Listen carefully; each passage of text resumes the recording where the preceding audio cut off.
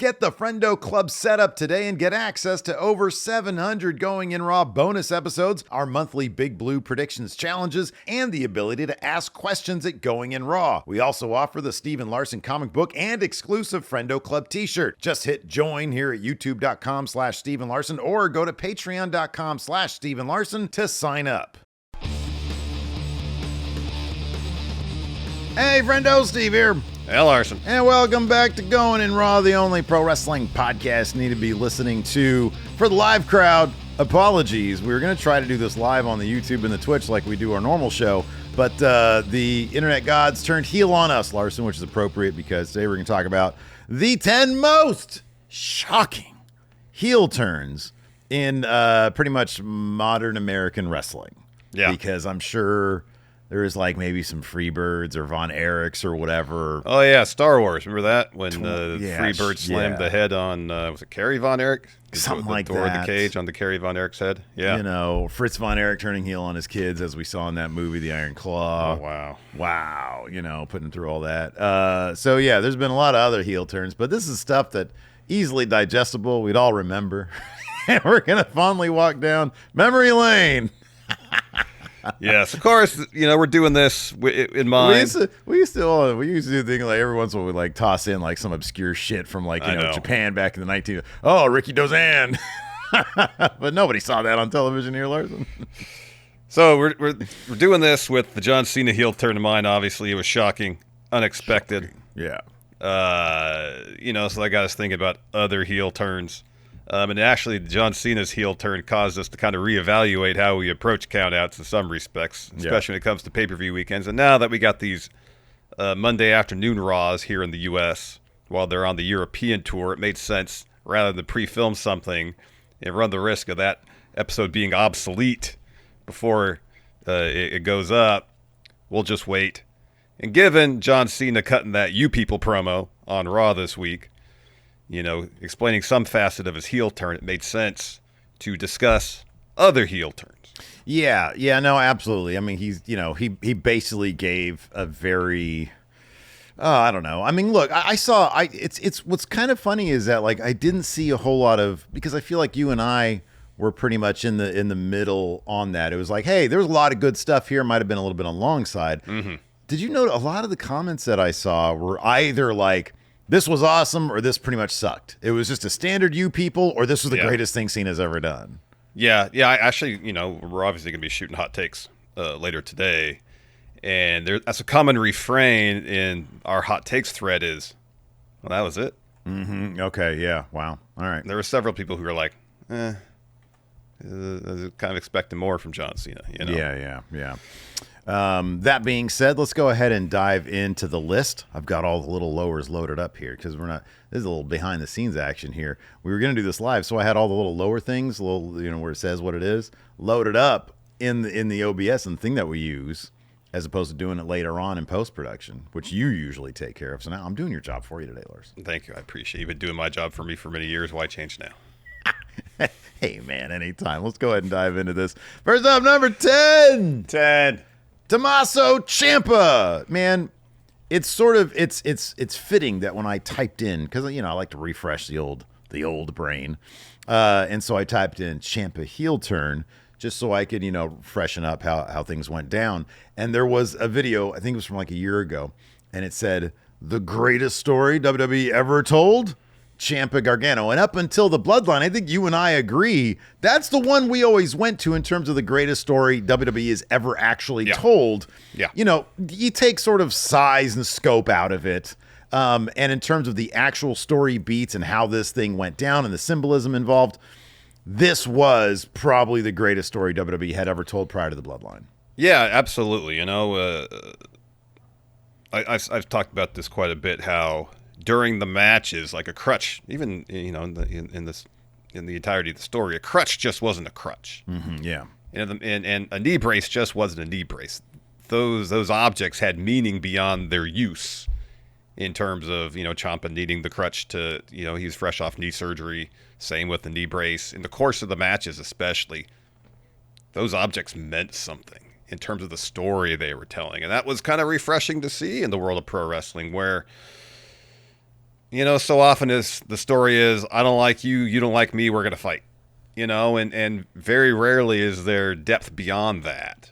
And in terms of, pro wrestling, that's fine. That could be perfectly enjoyable, but it was nice to see a feud where there was more to it than we just don't like each other, so we're going to have a match or two. Right, yeah. It went more personal, given Ciampa Gargano's history in NXT prior to their feud, prior to this heel turn, of course, happened at a TakeOver Chicago, following a ladder match between DIY and the Authors of Pain for the tag titles. Mm-hmm, yeah. We were there for their journey. Like, they were brought in NXT not to be featured players. Yeah. They were there to fill out the roster. They weren't even on normal standard NXT deals. They were on the tier 2 deals when they came in. Yeah. Yeah. And yet, their story, their camaraderie, their chemistry was such that they endear themselves to the NXT crowd. They had that awesome moment in the Cruiserweight Classic. And eventually they got the full tag team push. They got the team name, all that in NXT, and they started their story trying to get the tag titles, coming up short a few times, eventually winning in Orlando. We were there for that. Mm-hmm, yep. And then their reign didn't last very long. And they lost him to the Authors of Pain at TakeOver Chicago, and it was after the match. Even though Ciampa had a busted up knee and a messed up shoulder, I believe. Well, he used that. I mean, that was his motivation in storyline too. I knew I was going to be gone. Like at that point, I knew I would be gone, and he saw the writing on the wall. I didn't want to be left behind, and so I had to do something to ensure that I wasn't left behind, and that's his motivation. It was a very understandable, real type of motivation there from Tommaso Ciampa to turn on Johnny Gargano. Yeah. Oh, sorry, it wasn't Orlando they won the titles. It was Toronto. My bad. It's Orlando where they lost. Anyways. So after the match, they're standing on the stage, and this was kind of the first time I recall this kind of set the precedent, where the little copyright thing shows up in the corner of the screen. You think the show's over, and that's when Ciampa leans into Gargano and says, you cost me my moment. I'm going to make this my moment, or whatever it was. Yeah. Throws him into the Tron, beats the hell out of him, hits him with the knee, sends him off the stage, and the final image of the show is him sitting on the stage and looking over all the destruction he had caused with Gargano just laying there. Yeah, and it's funny because it was the absolute perfect timing. The crowd, while they were standing on the stage before the turn, they were chanting DIY. Like, they were getting their flowers in that moment. And Authors of Pain were booked as absolute monsters back then. Kind of a bummer that they fell off so hard. But yeah, and then, Gargano begins his solo journey trying to recreate what DIY had. And to a degree, yeah, he lost a bunch. Eventually, he was able to get his way up to a title match with Andrade. Spectacular match, too. The spectacular match. And at the end of it, Zelina Vega throws in, again, talking about symbolism, a shirt's not just a shirt. She throws in a DIY shirt, and that distraction, because obviously he's emotionally messed up from it, allows Andrade to capitalize and get the win. We had Ciampa returned. I forget if it was then or shortly after then, blasting him with the crutch, kind of a new look. He was wearing the camos, a bit more jacked, a bit more grizzled. And then their feud, picked up. But the length, and it took a bunch of twists and turns, and eventually, unfortunately, it sort of petered out. There were tons. Look, they had I think 3 just amazing matches though. Yeah. And then you weave in like Gargano's heel turn with Aleister Black, more pursuit for the title, eventual title wins. Eventually, Vince McMahon kind of like, they ended up getting called up as a tag team when they were kind of reigniting the feud again, because I think Ciampa got hurt again or something like that. Yeah. And then he came He back. had a neck injury, yeah. Yeah. And so it ended up kind of, they tried to do one last cinematic blow off during COVID. But it kind of just didn't work. And then 2.0 happened. Gargano left for a spell. Now we've got DIY back, on top of the SmackDown tag division. At least, well, not champions anymore, but at least in terms of story, they're on top. Yeah. And so, they're still doing fun stuff. I still think that they need to start really telling some actual stories in the tag division there.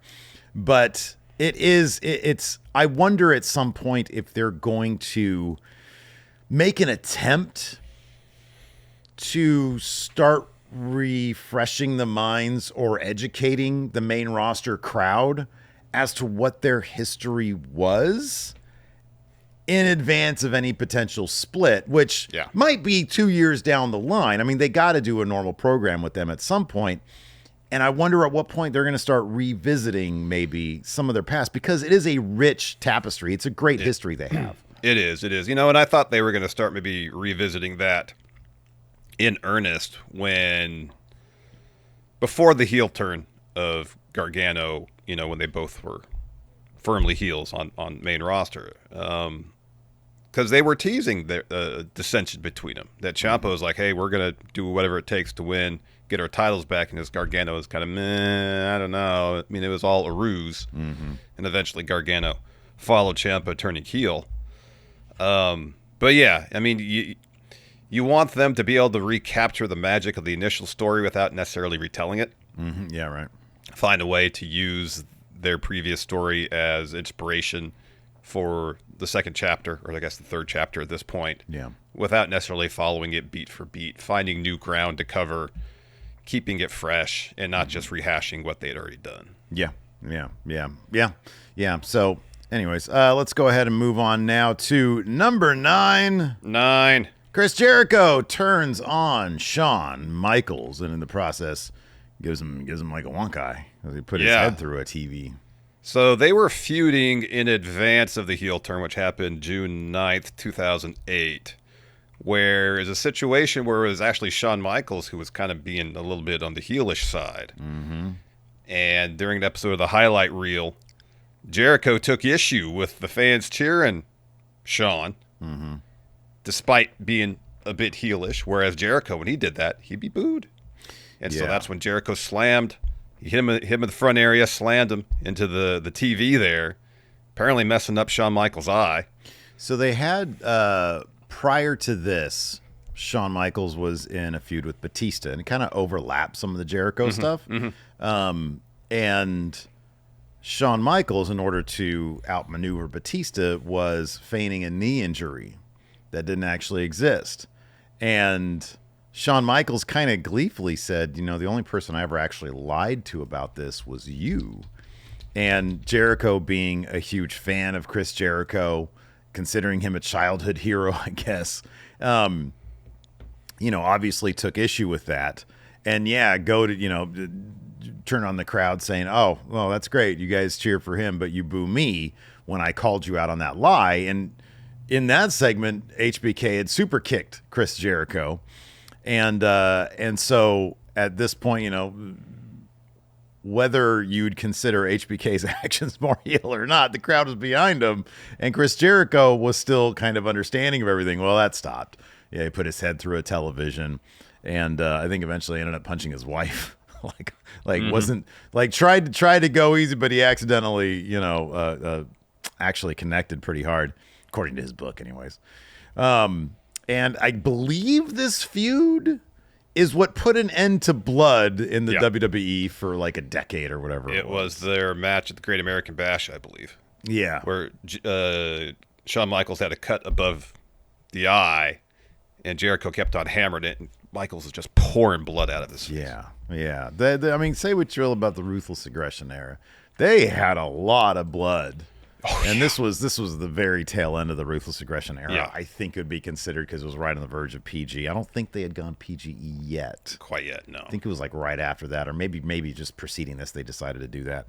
In any event, this is what got blood banned from the WWE. And pretty shocking heel turn, although it was telegraphed a mile away. But just the nature of it, like putting his head through the TV, it's like, oh my God, what a great visual. That's the thing everybody remembers. Yeah. And that's what you really want. You want, you know, that was one of our criticisms. And I still think that him breaking up with us, you get nothing. I think there's enough tidbits. I guess it's going to be just interesting to see what's going to be replayed, what's going to stick in the memories of the fans when they think of this John Cena heel turn. I think it'll actually be the hug with Cody and the look at The Rock from Elimination Chamber. Yeah, you're probably right. Yeah, be it. I think that segment's going to be the one that's remembered most, as opposed to his promo on Raw this past Monday. That could be. Yeah, that could be. I mean, also notable about this particular Jericho heel turn is, he's kind of known for reinvention. This was probably the most drastic reinvention he had done at any point in his career, because he dropped everything that he was doing. The shirts and the jackets with the lights in it and all that stuff. Yeah. He started wearing suits, talking real slow, Yeah. real deliberate, apparently inspired by Anton Chigurh and No Country for Old Men. Yeah. This spell when Jericho pretty much ditched everything that he was doing in his various iterations as Chris Jericho and pretty much hit the reset button in a lot of respects. It was just so different for him. Yeah. And kind of different from what a lot of other people were doing at the time. And of course, eventually he'd get back to doing the same thing Chris Jericho typically did. But, for this stretch, it was interesting work. Yeah. Really interesting work. Yeah. Yeah. No, it was. It was really good stuff. All right, let's move on now to number 8. 8. Andre the Giant. Hey, man, get your hands off my shoulders, man. Where's my title shot, Hulk Hogan? This is an incredibly entertaining edition of Piper's Pit. So obviously, Hogan and Andre go back a long time as friends. Andre, 15 years undefeated, or so they said. And he gets this tiny little trophy for it, too. Yeah, that played into it. So this is one of those where it's like, yeah, Hogan was like the face here, but like Andre's making Heenan on his behalf is making a lot of really good points. So good friends going back for ages. Hulk Hogan does a Piper's Pit in advance of WrestleMania 3. And Jesse Ventura shows up. Loads of great personalities. And honestly, the MVP of the segment, I think, is probably Piper, because he just sort of lets everything play out, and he takes it very seriously. All the stuff, that's gone. Piper gives this the weight that it kind of deserves, because if Piper's taking it seriously, it's serious. Yeah. And so Jesse Ventura comes out to stir the pot, and he's like, never been defeated in 15 years. Here he is, Andre the Giant. It's Andre the Giant and Heenan. Oh, my God. Andre's with the Heenan family, the dreaded Heenan family. And so Hogan immediately sees the writing on the wall. He's like, oh, brother. Oh, no, brother. He's sweating. Hogan's sweating so much. It's like that episode of Raw where the AC was out and Evolution was out there just sweating buckets. Yes. He is, and he's got like a salmon-colored dress shirt on underneath a jacket, and he's just pouring down. And so Heenan starts laying it out to Hulk Hogan. He's like, dude, they gave him a little tiny trophy, and what did you do? You came out and you got a bigger trophy. You're always crapping all over this guy. You're using him, and you've never offered him a title shot. And Hogan, you just tell Hogan's like, oh, damn it, brother. Here it comes. And so Hogan's trying to tell Andre, no, brother, you're the reason why I tell all the kids to do their homework and say their prayers and shit. Like, it was you. I look up to you. You're my hero. He says, you don't have to be with him. You don't have to be with him. And really, he just wants to preserve his own world title run. Yes. So he takes Andre by the shoulder. He starts shaking him by the shoulders. He's like, no, brother, don't do this. Don't you put your hands on me, my shoulders, man. And Hogan's like, oh, Andre, why? He's like, oh, on the title shot of WrestleMania. And Hogan's like,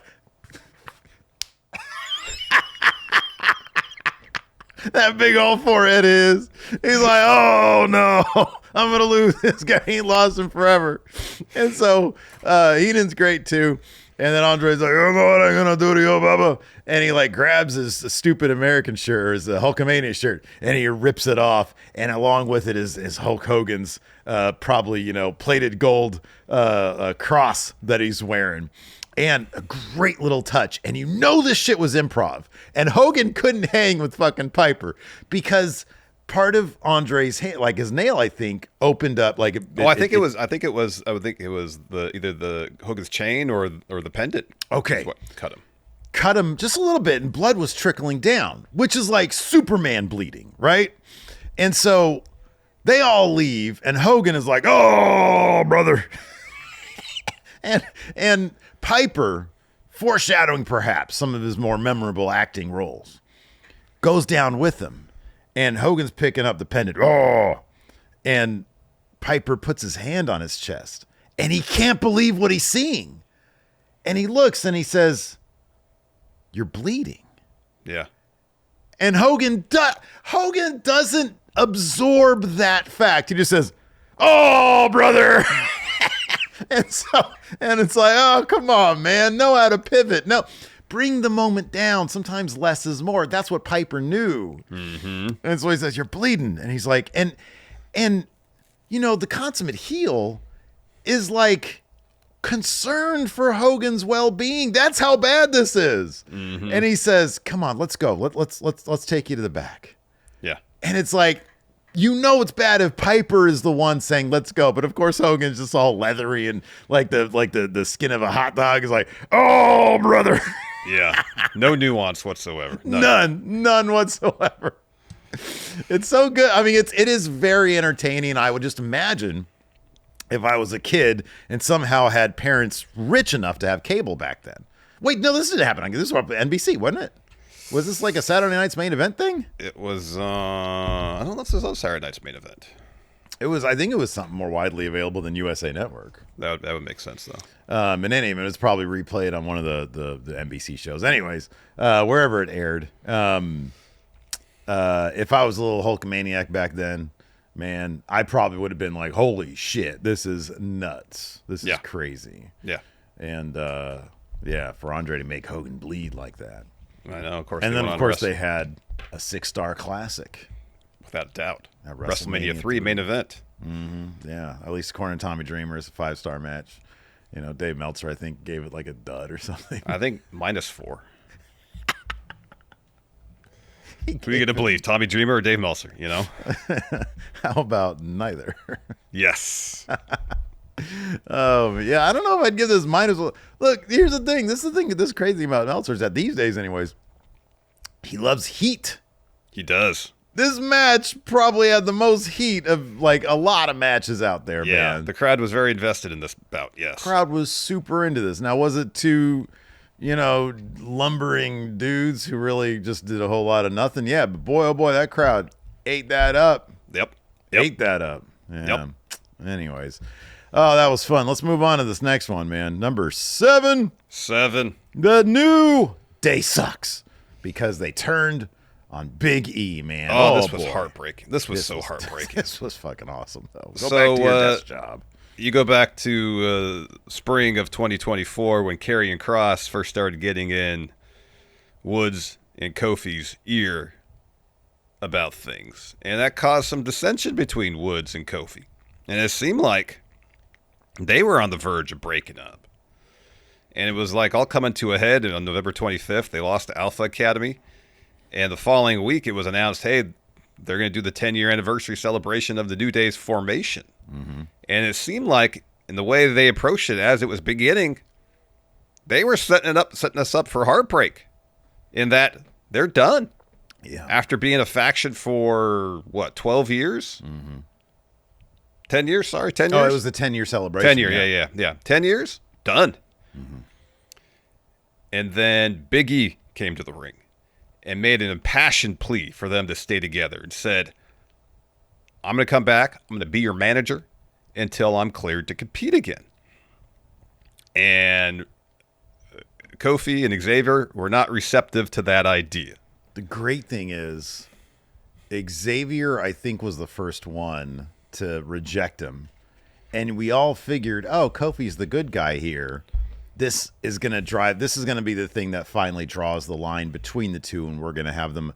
No, Kofi was on the same page as Xavier Woods. They actually bonded.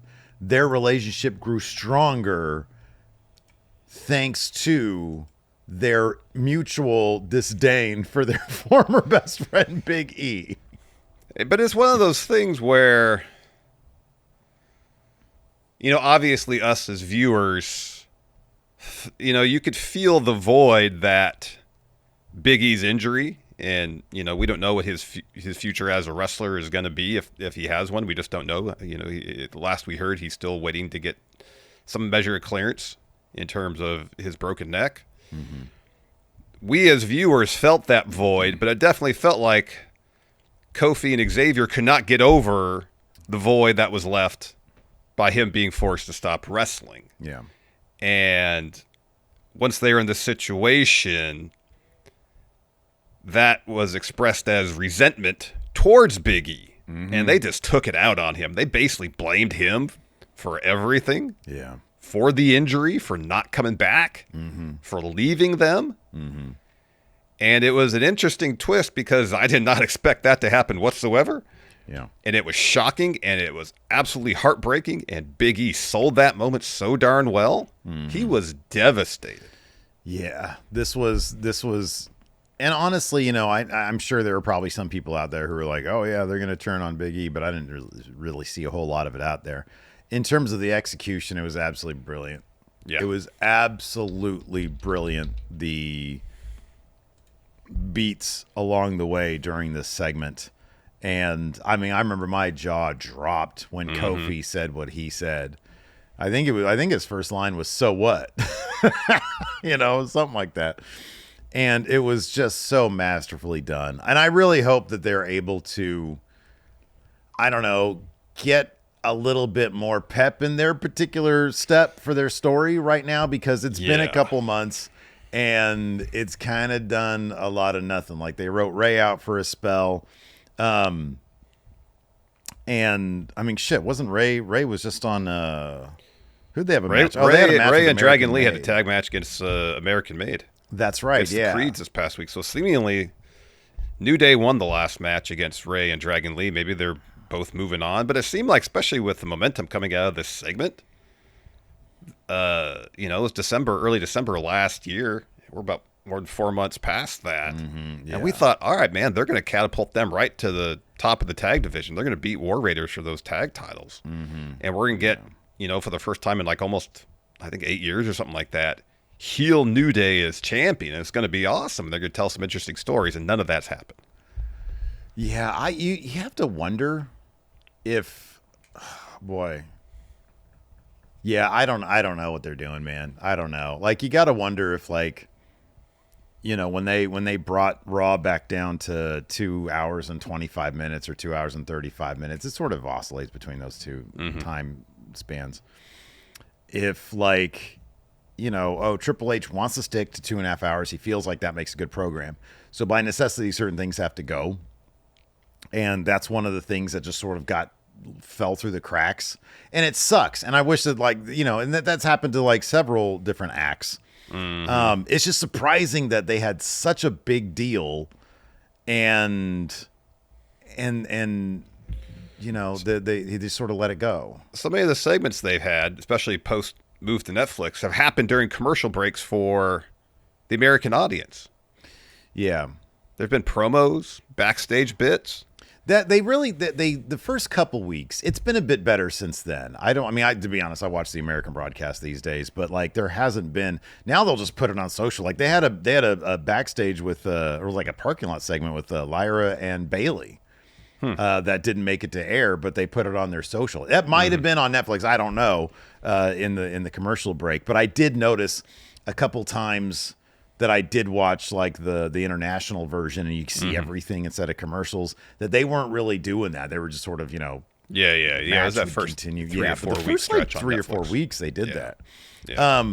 I do expect, or I do think that this might be a situation where I don't think this is going to be like an Austin Theory, Grayson Waller type situation where, you know, who knows where it's going to go. The War Raiders have those titles. I feel like New Day is going to be the next one to get those tag titles. I think they're going to do that, and maybe they'll get paid a bit more attention.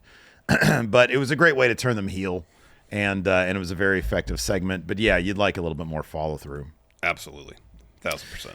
All right, before we continue on, man, I just want to mention this really quick. The predictions challenge of the decade is coming up. The biggest predictions challenge of all time. The WrestleMania predictions challenge is coming up August 19th and 20th.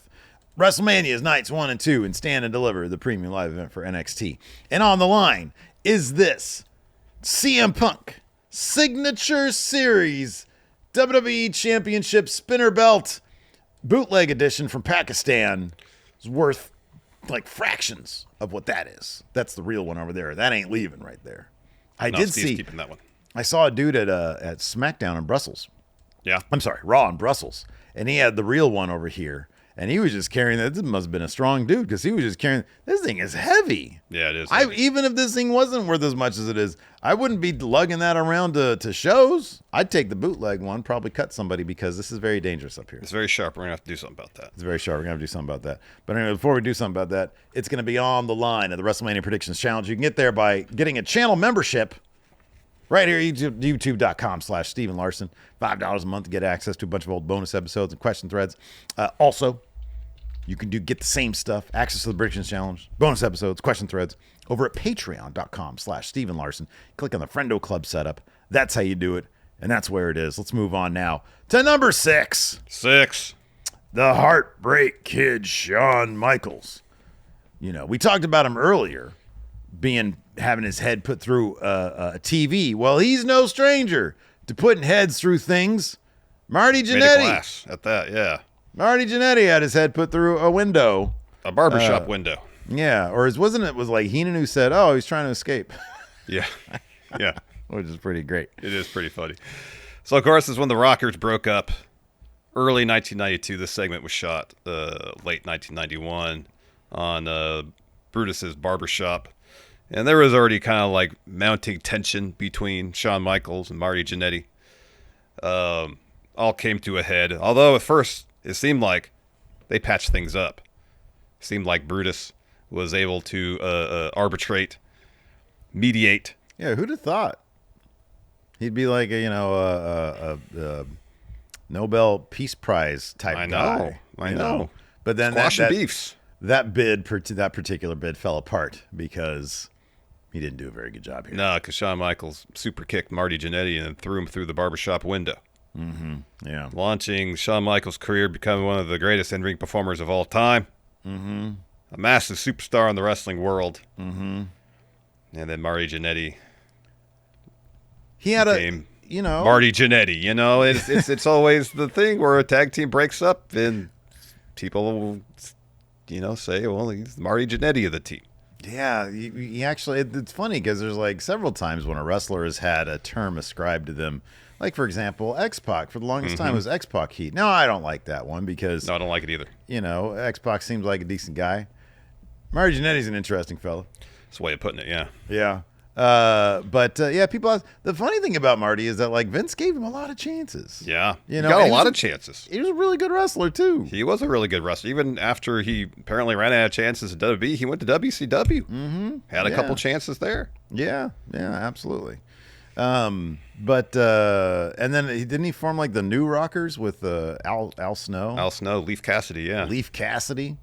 So yeah, he sort of, that moment turned into, hey, who's the Jannetty of this group?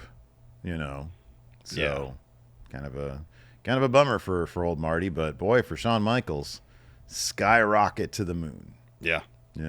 Yeah. So good for him. Yeah. I mean, this is one of the reference points of classic heel turns, in the first, I guess, decade of WWE's dominance in the wrestling world. Mm-hmm. It was Andre on Hogan in this one. I guess also you got to consider Macho Man when he turned on Hogan when the Mega Powers exploded. Because what's funny about this, too, is that within WWE canon, they're never recognized as actual tag team champions. I think they won the titles on the house show circuit. I think. It was... And they dropped them or something. They won them, but then there was this issue with one of the turnbuckles. So they won it during the match. There was a broken turnbuckle. And so they decided to overturn the win because of the turnbuckle break. Oh, all on the same show? I don't know if that happened all in the same show, but on the show where they so won the title, turnbuckles broke, but they decided to... Because like DiBiase defended his title for a couple house shows, but then he was recognized on the house show circuit for I don't know, a week. Yeah. And then they filmed a thing where, whatever happens. Yeah. So much of their WWE's production back then was so all over the place. Oh, yeah. They shoot stuff. They do compilations on Coliseum Home Video or they'd do whole shows that never were televised but available on home video. Yeah. You know, this is still back then where they didn't have Raw. So whatever you saw on TV was just kind of a mishmash of interviews and skits and promos with matches thrown in. Mm-hmm. Yeah, yeah. So, I mean, I believe this match was photographed. Like, I think it was videotaped. Oh, yeah. They videotaped everything back then, I think. Yeah. And, but I don't think it ever made air, no. Ah, okay. Yeah. So, like, they were never officially recognized as tag team champions. So it's like, what an impactful moment from a tag team that, I mean, yeah, they had, you know, they were a prominent tag team in WWF. Just interesting that it's like, yeah, before they ever reached the pinnacle of success, winning the titles, they broke up. Because Vince McMahon was like, yeah, let's go ahead and break them up. And, yeah. So, anyways, let's go ahead and move on to number 5. Kevin Owens and the Festival of Friendship. Wait, is this the Festival of Friendship, or are we doing the other one? The more recent one. Or are we doing the Sami Zayn one? I know. There's so many. Yeah, this guy has turned heel a bunch of times. Let's do at least the first two you mentioned, Festival of Friendship. I mean, in terms of a singular segment that probably reached the broadest audience, it'd be that one. It'd be the Festival of Friendship.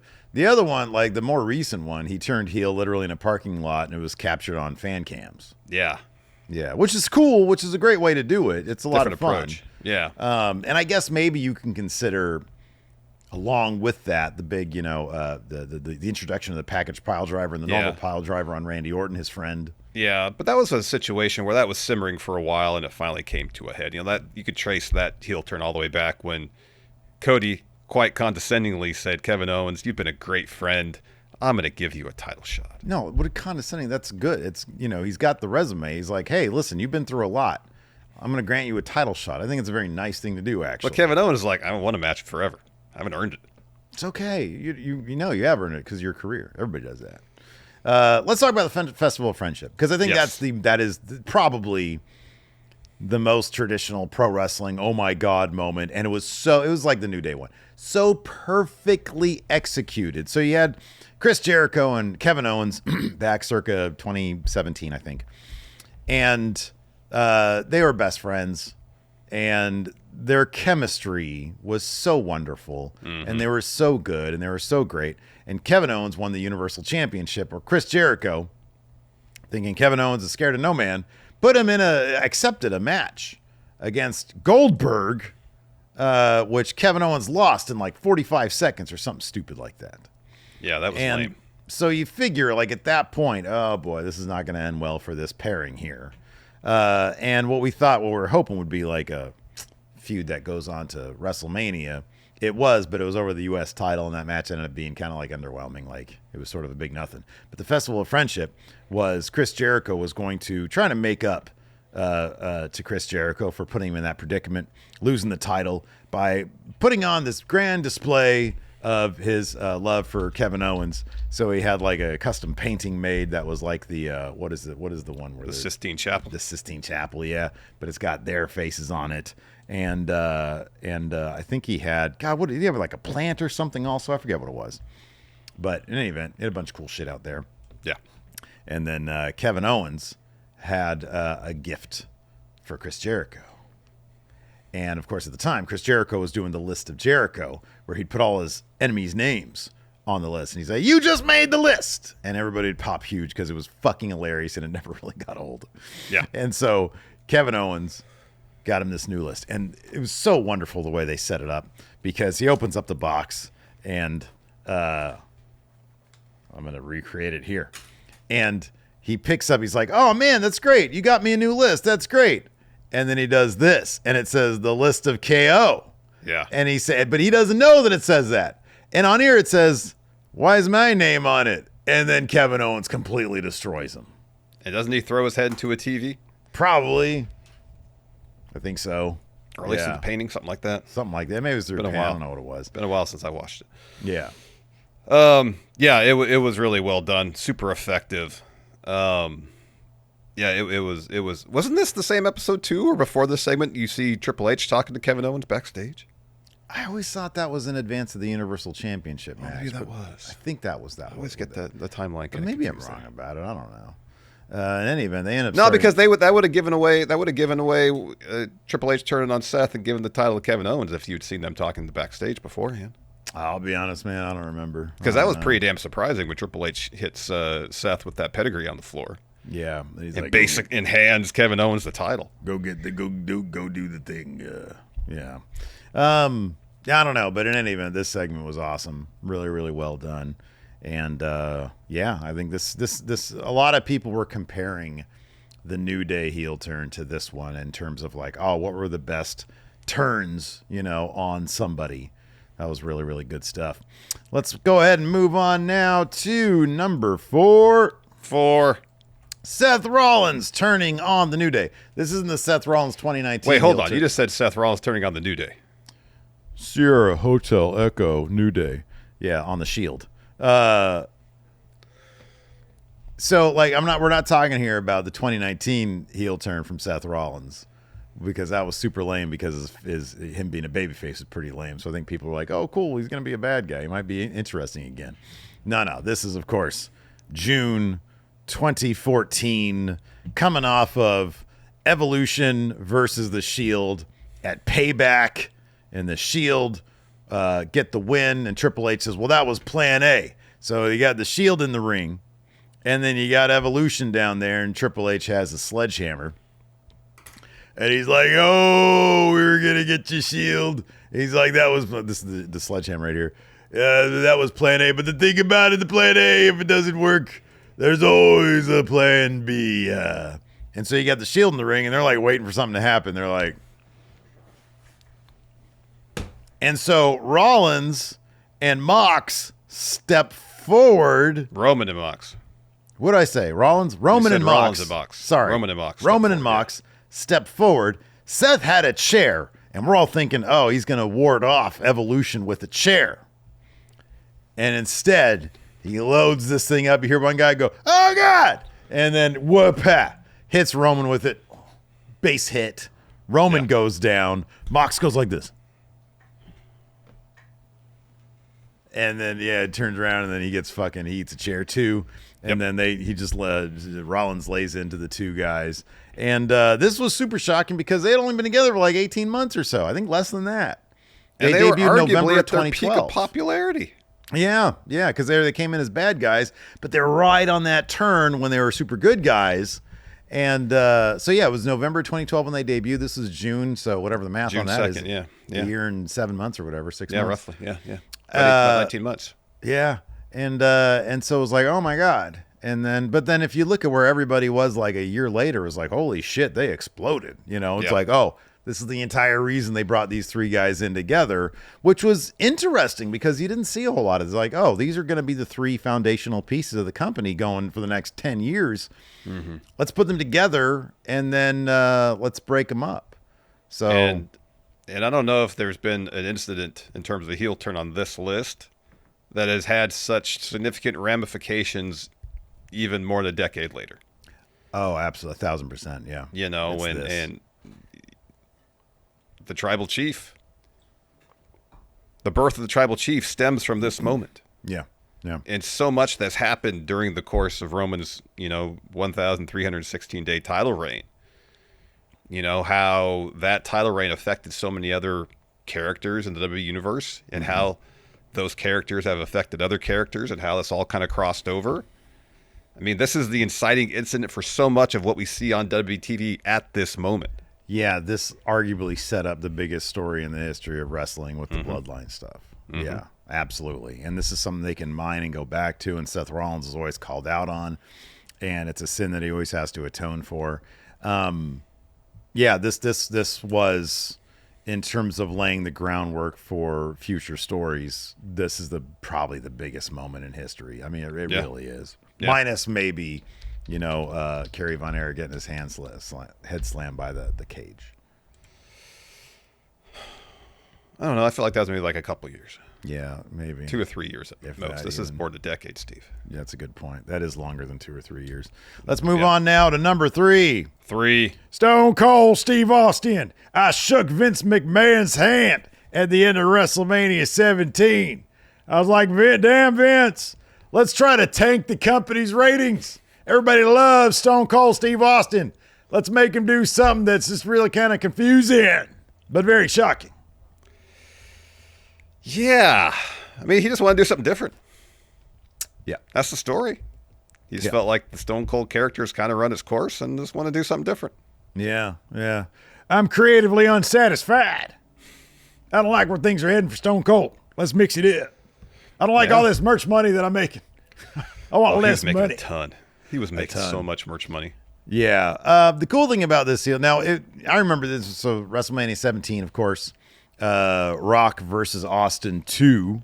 In terms of WrestleMania matches. The big one, Rock walked in as champion, and Stone Cold, I don't know, probably won the Rumble or some shit like that, I think. Maybe. I don't know what it was. Yeah, it's 2001. Yeah, I think so. Yeah. And part of this feud, I believe, included Vince McMahon making Deborah, Stone Cold's in kayfabe wife, also, real wife, be Rock's manager. And Stone Cold's like, God damn, why'd you do that? And he said, Rock, that's fine as long as you don't put any hands on her. Well, I think at one point Rock accidentally, whoopad Deborah. It means got hit, not the kiss. And then Austin goes off on the Rock. It's kind of stupid shit, to be honest with you. In any event, the match goes down. It's a great match. They're doing each other's finishers and stuff. And then Vince comes down and he helps Austin get that title back. And then they shake hands. And I remember sitting there watching. And I was shocked. But also at the time, I was going to look this up really quick. Because this was what, March of 2001, I think? This was WrestleMania 17. This is 2001, wasn't it? Yeah, April 1st. Yeah. Was 99 the reveal of Vince McMahon as the higher power? That sounds right. I think at that point, I started to just sort of look at everything that Vince was doing and being like, he's going to do something that doesn't make a lot of sense and is kind of lame. And in my mind, and I get this is shocking that they did this because Stone Cold was everything, right? Yeah. But I remember in my mind, I've been like, this doesn't make a lot of sense and it's kind of lame. Yeah. No, I remember that too. Yeah. Yeah. 1,000%. I was like, wow, what a lame ending to a really good match here. Yeah. It just didn't make sense. Stone Cold and Vince had feuded for the better part of 4 years leading up to this, and then suddenly I guess Stone Cold and The Rock had that sit-down interview before the match, and, they tried to really position Austin as desperate to win this match. Yeah, right, yeah. He's pretty much said, I'll do anything I need to do to win this match. Mm-hmm.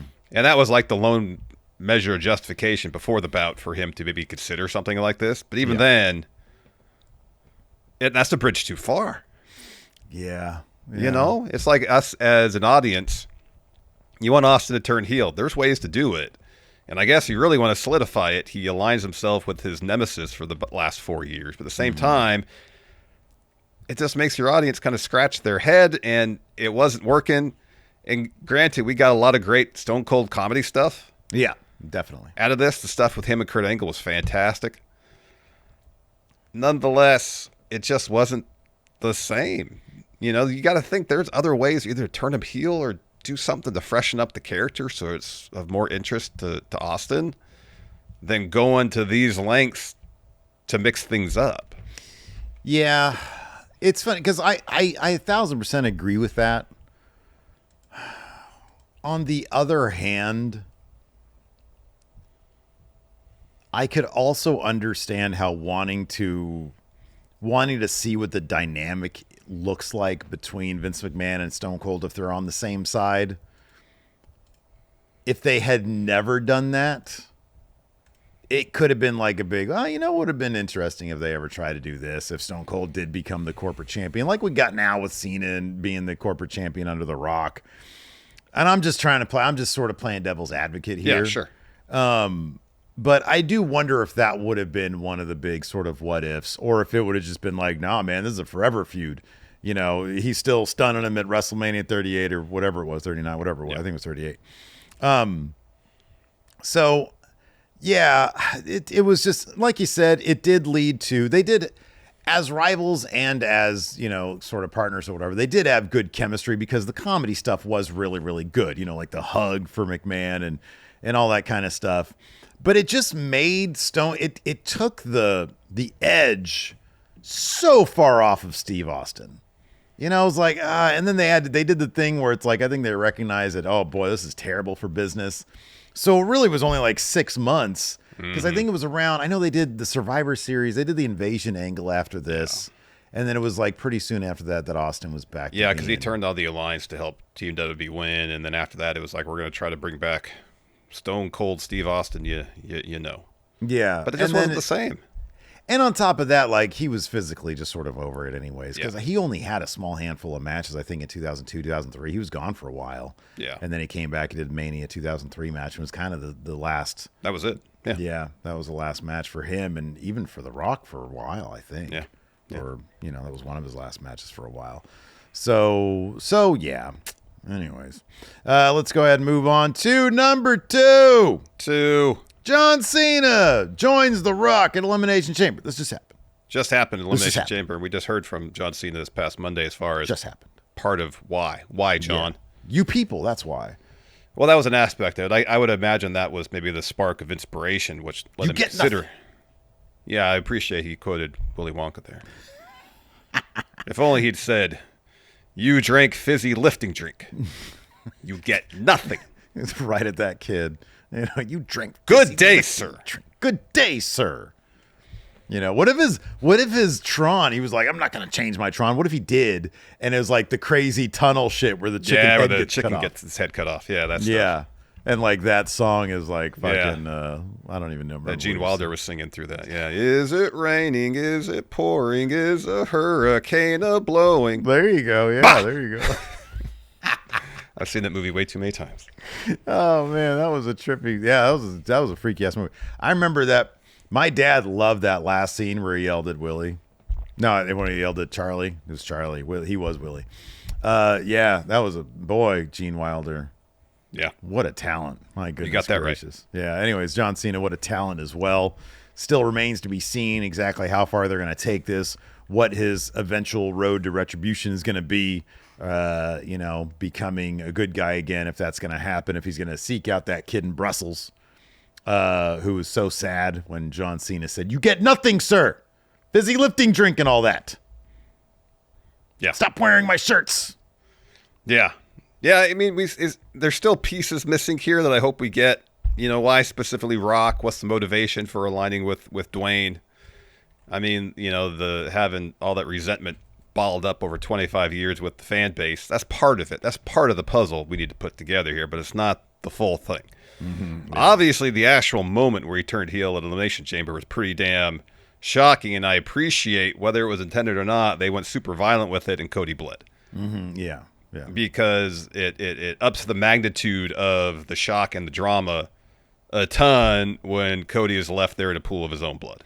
You know, dude, you always want that moment to come with it a definitive image. Like in the case of Jericho, it's him holding the list of KO, not knowing what's on the other side, and we're all privy to that. Yeah. In this case, the image of scowling Cena next to The Rock, and Travis Scott is there too, but certainly those two, you know, Rock and Cena, who had their own epic rivalry 10 years ago or 12 years ago, to see them side by side is such an iconic image, and it immediately was an iconic image.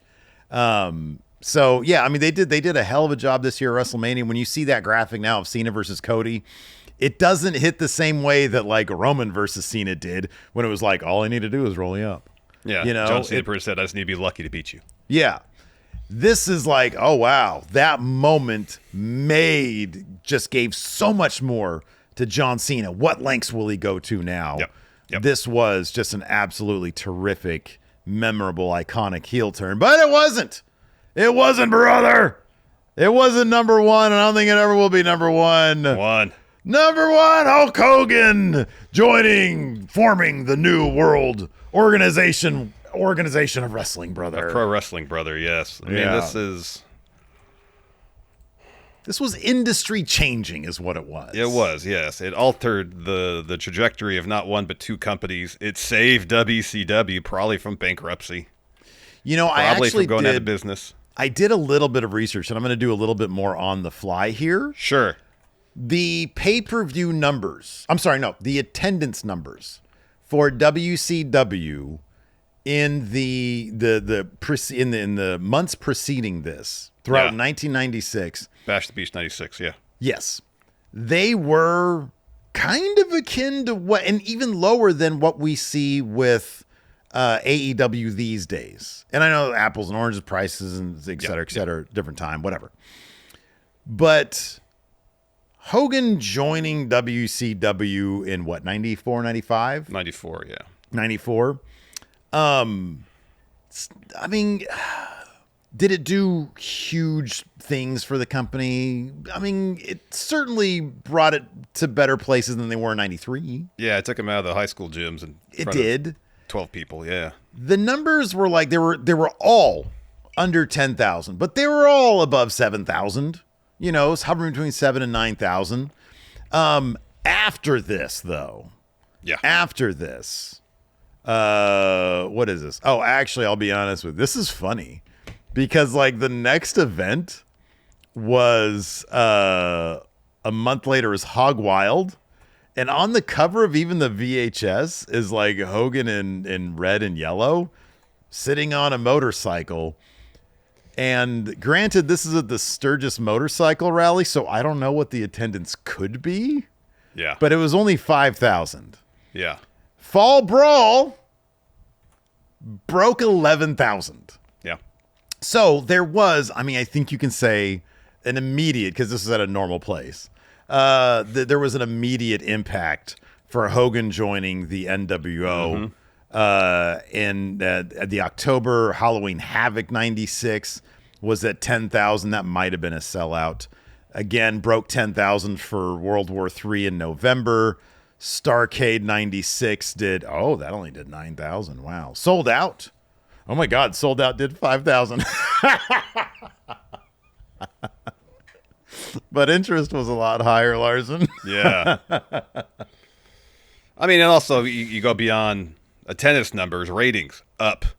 Yeah, 83 weeks in a row, beating WWE in the ratings, and it forced WWE to reevaluate how they were conducting their own business, birthing the Attitude Era. So yeah.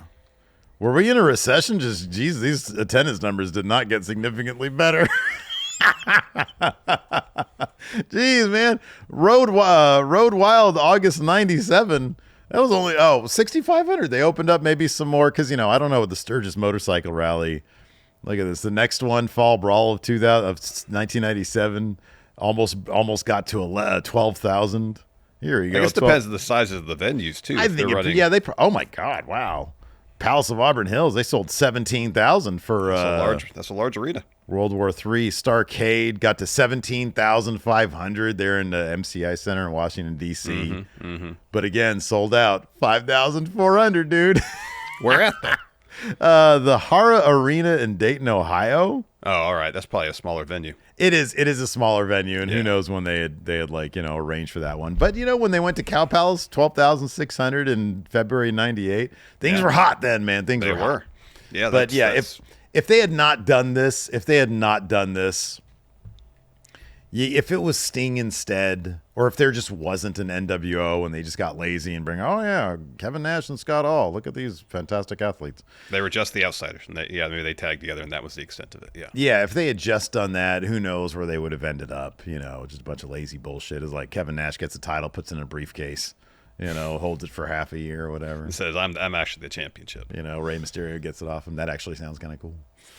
But, yeah. So, anyways, but no, that Hogan heel, forced WWF, because even if you look at WWF where they were in '96, not good. If you watch any event, like I don't know, I feel like the sad indicator for '96 for WWF was like Ultimate Warrior's 6th time coming back to the company got like a huge pop for them at the time. And it's like, that's all they could really muster. There were not a lot of, if you watch people coming out for the Rumble, like I think they still didn't have entrance music for their Rumble. And so it was just, this 56-year-old star from AAA is coming down for the Royal Rumble, Yeah. Not very exciting stuff then. You look at some of the buildings they were running in 95, 96, like the auditorium in Lowell, Massachusetts. Yeah, right. Yeah. That was a venue for Raw. Now that's a venue for NXT. Yeah, exactly. You know, Yeah. so that it's a substantial step up in the size of the venues they were just running. You know, because they were the first time I went to a Raw, it was at the Event Center at UC Davis, and that probably seats 5,000 people. Yeah, right. Yeah. Next time they were through this area, I guarantee you they were at Arco Arena. Right, exactly. Yeah. They should have HBK, when he lost his smile, he should have said, you know, "Well, Heartbreak Kid, why are you vacating your championship?" He's like, "Fucking look, we're sitting here in front of 300 people. This sucks." He's like, "I was around back in the good old days and we're selling out 15,000. Now look I'm champion and look what I'm doing here. It's crap, McMahon. Call me when you boost your ratings, your attendance." Anyway, so there you go. We did it. Got through the top heel turns. It would have been nice to have done it live, but the internet went heel on us. Watch, I hit stop recording, and this whole recording is going to be gone too. But, Oh, don't say that. Don't put that out there. Hope not. Anyways, that's going to do it for this episode of Count Out. Thanks, everybody, for tuning in. Appreciate it. Tomorrow is Wednesday because of the Euro Raws shifting everything around. No, that's actually normal. Hot Takes is always on Wednesday. Hot Takes is always Wednesday, so we're going to have Hot Takes up tomorrow, and then we'll be back live, hopefully, if my internet complies, on Thursday for our AEW NXT review. Hopefully something good happens in AEW. Yes, either something good happens, there's some news to talk about. Something. Maybe, hopefully. We'll make some news up. I'll put some, hey, ChatGPT, what's some good news for March 20th, 2025? You make some up. Make something good up. And then I'll be like, oh, Eric Bischoff returns to buy the WWF from TKO. Wow. Well, for one thing, it's not even WWF anymore. No, it's not. It's WWE. Yeah. I don't know. I mean, yeah. Probably not going to happen, Steve. Probably not. Anyways, that's going to do it for the show. Thanks, everybody, for tuning in. Appreciate it. Till next time. We'll see you guys around. Goodbye.